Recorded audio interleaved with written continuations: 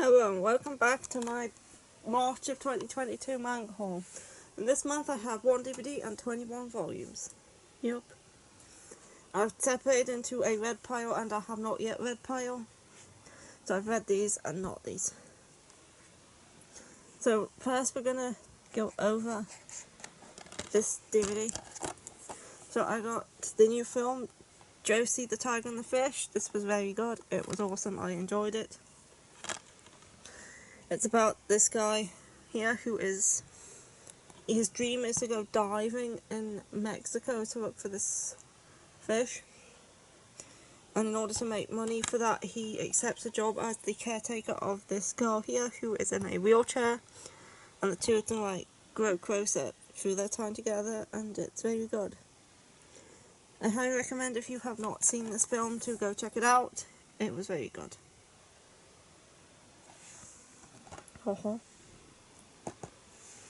Okay, now we're going to get into the manga. So we'll start with the stuff that I've read. And firstly we have Seaside Stranger, Volume 2. I really enjoyed Volume 1 and also the film. The film was good too. It's on Crunchyroll. This is about two boys. We have this guy here called Shun, whose family disown him after he stands this girl up at a wedding because he's gay, and so he ends up moving to Tokyo and then moving in with his aunt in Okinawa with his cousin and her girlfriend. And there he meets this guy called Mio, who's just lost his mother, and he sits on the beach and they kind of get to know each other, but then Mio leaves to go to the mainland, and 3 years later he's returned, but Shun is no longer sure about pursuing a relationship with him, and it's very good. I really loved it. Obviously the second volume continues on after where the film and Volume 1 left off, and it was also very good. Second up, we have a brand new series called The Red Fog, or From the Red Fog. This is a new gothic horror series that takes place in 19th century London. It was very good, and I really like series that take place in the UK, even if I haven't been to 19th century London. It's still very good to see series taking place in my home country. And this is a series about this boy who was the son of a serial killer, and she would give him, he was locked in the cellar up to the age of 12, and she would give him the bodies that she killed in order so he could dispose of them. And then he was started caring for himself and became really twisted and kind of lost his emotions. And then one day someone turned up and killed his mother, so he escaped from the cellar and went kind of sort of going on the run, but he realised that he missed the joy that it felt to kill. So he's now really messed up. This is a super messed up series. This boy is really messed up, but I love the art style. This art style is so nice. So yeah, this is an interesting new horror series. And again, I love series that take place in the UK. Next up, I have Lovesick Volume 2, and this is very good as well. I love Volume 1. This was a digital exclusive, now it's getting physical prints. It's complete digitally, so all 12 volumes are out.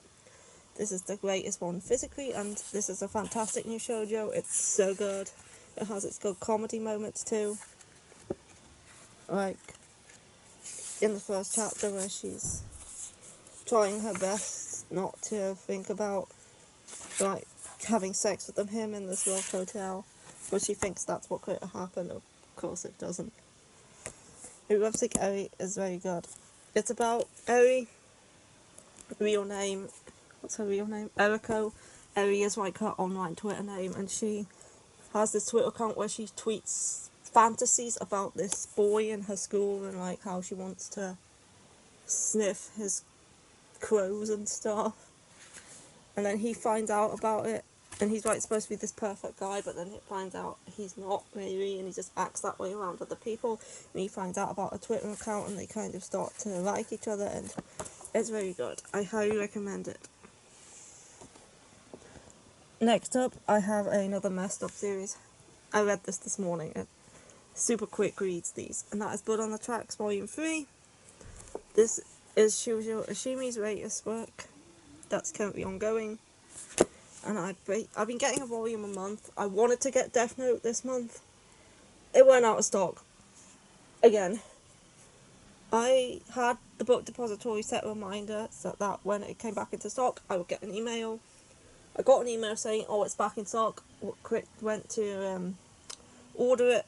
It was out of stock again, so it literally came back in stock and was out of stock again in seconds. So I decided to just get more Blood on the Tracks instead, because it's awesome.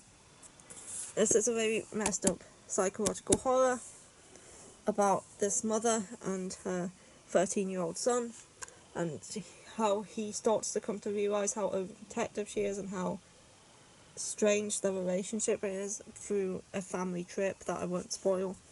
Just go read this series. It's good. Next up, I have a very cute new series that's just released. This is a new shoujo by 70s, and it's, or josei, I think it might be a josei actually. I'm not 100% sure, but this is Daily Report About My Witch Senpai. This is a 2-volume long series, and it's about this guy whose senpai at his work is a witch, and he likes to try and keep an eye on her and make sure she doesn't like knacker herself or anything while she's running around doing everybody else's work, because she can't really tell people no. She's like a pushover. Everyone will give her stuff to do and she'll just do it. She was in a very controlling relationship in the past where he was quite manipulative of her, and this guy does make a return, and then this guy's very nice to her. And it's just a very nice series, and I'm looking forward to reading the second and final volume. Plus there's an iguana on the back. Next up I have Kill Volume 6. I love this series so much. It's like a hitman type series where you have 2 hitmen, Chateau and I can never remember the main guy's name, but yeah, him. And they're like, he's constantly like taking away her hits and pretending to like do her a favour and stuff, and he somehow knows her. And it's a very good action josei series, and I'm looking forward to the anime. I haven't watched it yet, I'm waiting for it to end first. But we're finally getting into the backstory in this volume and finding out how these two know each other and what went on in the past, and it's very good. Next I have Kage-sama 21, with next volumes entering into the final arc. After 21 volumes, I don't think I have to really explain what Kage-sama is anymore. I've been explaining it, I think, for like 20 volumes. But anyway, yeah, we're going to enter into the final arc. We finished the arc with Yu and his Tsubane Miko stuff, and yeah, a good volume. And then we have the final volume of Laughing Under the Clouds. This is a completed series. I love completing series. Completing series is the best. Laughing Under the Clouds is such a good historical action fantasy shoujo series. If you want a shoujo that feels more like a shonen, I would recommend this one. It's very good. The art style is very nice too. It's the same artist who did Mars Red. She didn't do the story for Mars Red, but she did the art for Mars Red. Yeah, Laughing Under the Clowns. That has an entirely different meaning. Laughing Under the Clouds is a very good series, and there is a sequel called Gaiden, which is 3 volumes long, and I'm hoping that now this series is completed, we will get that one. Next up I have Perfect World Volume 9. Again, I've explained Perfect World like for 8 volumes now. But Perfect World is a fantastic josei romance series about Samugi and Itsuki. And Itsuki has been in a wheelchair ever since he was in an accident when he was a teenager. They knew each other in high school, but they found each other again. And it's very good. It's super interesting. Love it. I also have Restart After Going Hungry.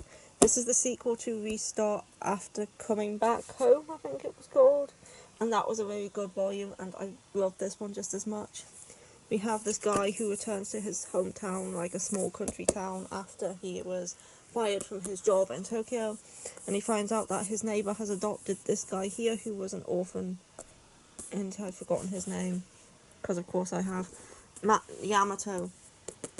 And the two of them, like, the neighbours now, and they start to grow close and, like, fall for each other, but it's super good. This is the sequel. Then I have another BL here, which is another sequel. This is My Summer View Volume 2, or The Summer With You. Again, really enjoyed Volume 1. This is a story about two boys who enjoy film, and they go on, like, a film pilgrimage together to all the places the main character in this film went, and again, this is a very good one. And just the character design for his, what's his name? Not Chiharu, the other one. Wataru. Wataru's character design reminds me a bit of Taichi from I Hear the Sunspot. Yeah, another good one to try. Now we're getting into the volumes that I have yet to read. They're all continuations, apart from one. So I do know, apart from 2. So I do know the story to most of them. We have Vampire Dormitory Volume 3. This is like a trashy shoujo vampire story. Sometimes you just need a bit of trashy shoujo. We just have this girl who's... She was kicked out of her relative's house after she got to high school age. And she started dressing as a boy to make her safer on the streets. And then she found this vampire who's using her as like a thrall so he can drink her blood. Until he can find his destined partner, which is the person he's meant to spend his life with, but he doesn't realise that she's actually a girl, and invites her to live in the boys' dorm at this school with him. Yeah, it's good. And the art's so nice too. Next, I have Snow White with the Red Hair Volume 17. I'm pretty sure this is the start of a new arc. We had the arc in the previous volume, which kind of started the arc, but it was just mainly getting into it, but now we're into it, and yeah, we're with Zen, and we're with Mitsuhide and Hiki at this, a night base, and there's stuff going on here, and I don't think Shirayuki's really in this one very much. I think this one's mainly concentrating on Zen. I haven't read it. Then we have a Volume 7 that took forever to come out, and that is Kakuyo Bed and Breakfast with Spirits, Volume 7. This is based off a light novel, and there is an anime of the series too. Love the anime so much. I'm hoping that when the manga catches up to where the anime ended, it keeps going to follow the light novel instead of just ending like the anime did. Because that would be a disappointment, because I really want to know what happened after the anime ended, which is the main reason why I'm reading this. I just really hope we get the light novels in English one day.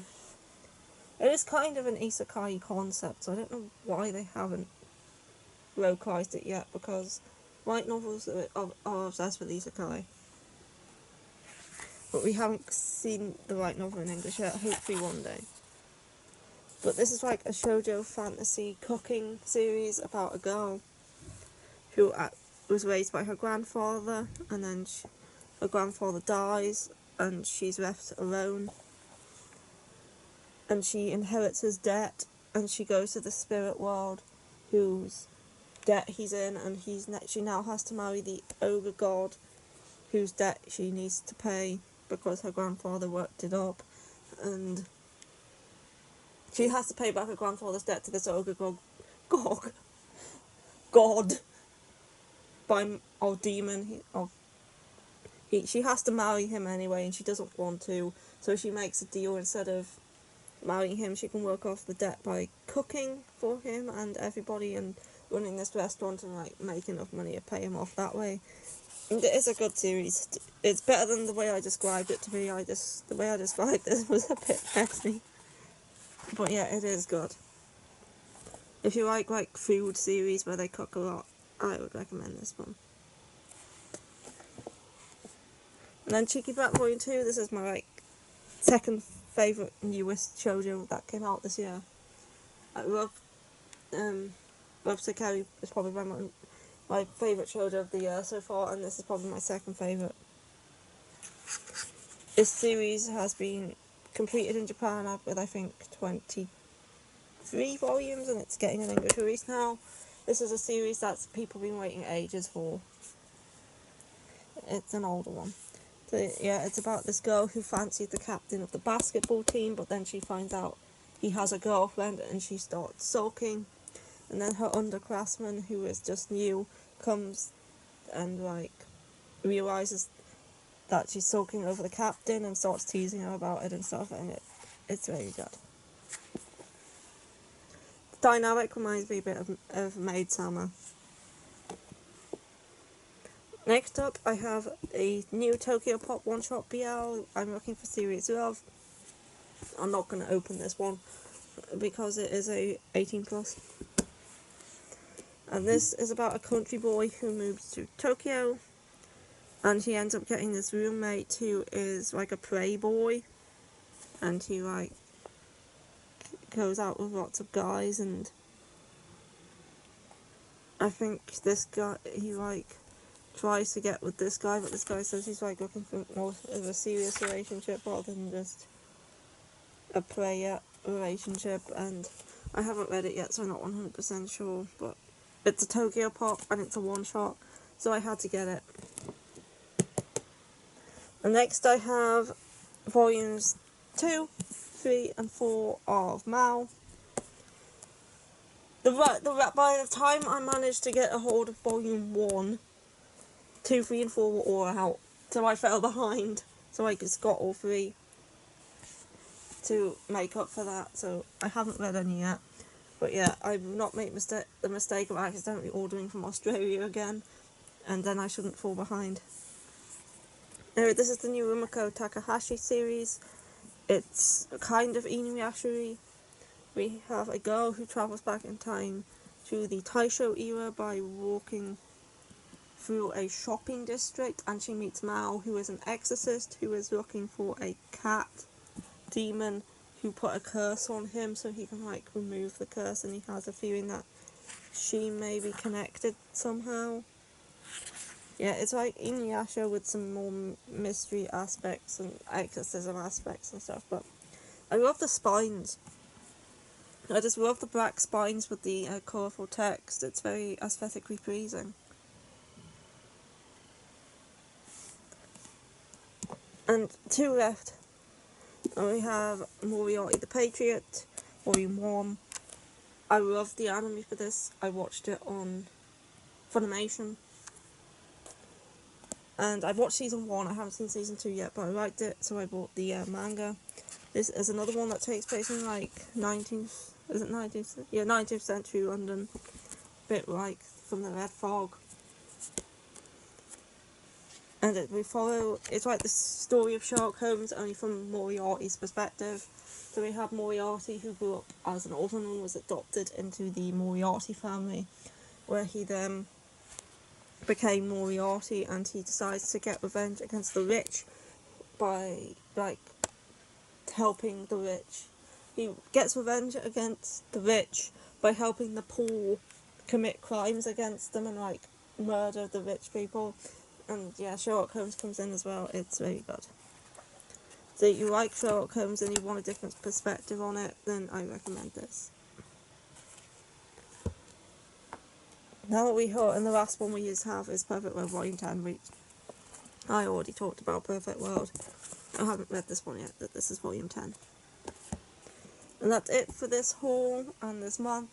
As I say, next month, probably in about, I'd say maybe 2 weeks time, I will be doing a video on my updated top 10 BL, as my old video is quite outdated.